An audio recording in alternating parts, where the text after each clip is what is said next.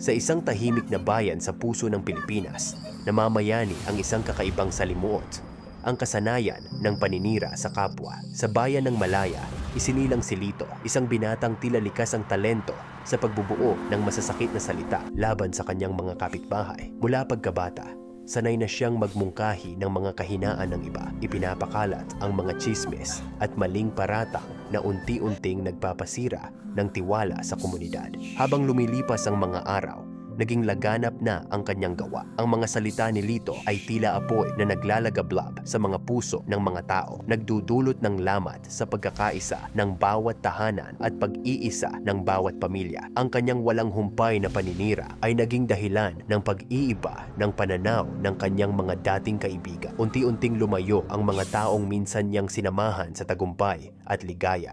Sa isang madilim na gabi, habang ang ulan ay bumabagsak at pinapawi ang pag-asa ng bayan, naranasan ni Lito ang malupit na bunga ng kanyang mga salita. Isang matandang manghuhula ang lumapit sa kanya. Tila babaon ang bigat ng kapalaran sa kanyang mga matang mapanuri. Sa malamlam na ilaw ng gasera, ipinaalala ng matanda na ang bawat salitang binitiwan ay may kapalit na kabayaran. Ang pusong nagdudulot ng sugat sa iba ay hindi nakatatakas sa sariling kirot ng pag-iisa. Dumaan ang mga buwan at lalong lumubha ang kalagayan ni Lito.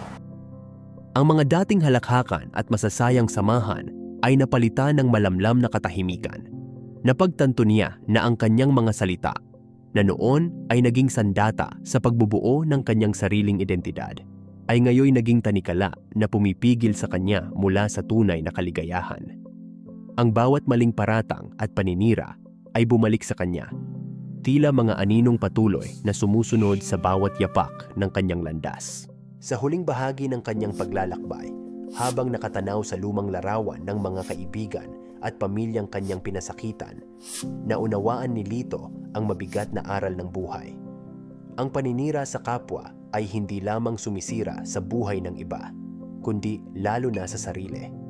Nalaman niya na ang tunay na lakas ay hindi nasusukat sa kakayahang magpabagsak, kundi sa pag-aangat sa isa't isa sa pamamagitan ng pagkakaroon ng malasakit, pag-unawa at pagmamahal.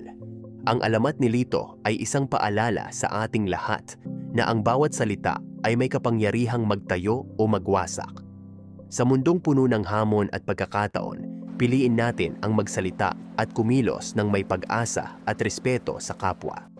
Sapagkat sa huli, ang ating mga kilos at salita ang magbubuo ng ating kinabukasan, isang kinabukasang puno ng pagkakaisa at tunay na pag-unlad.